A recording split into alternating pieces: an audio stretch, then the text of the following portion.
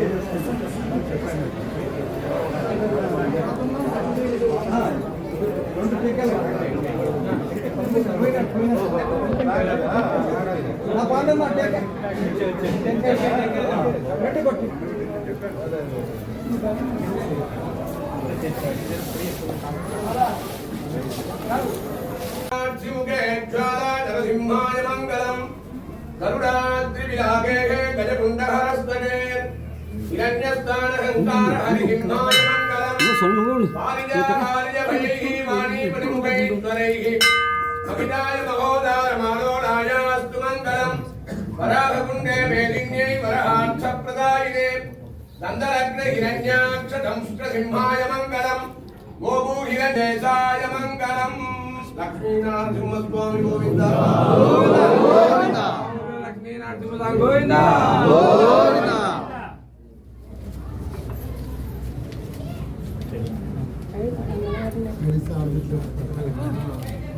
బాబు తల ఎంత కొంచెం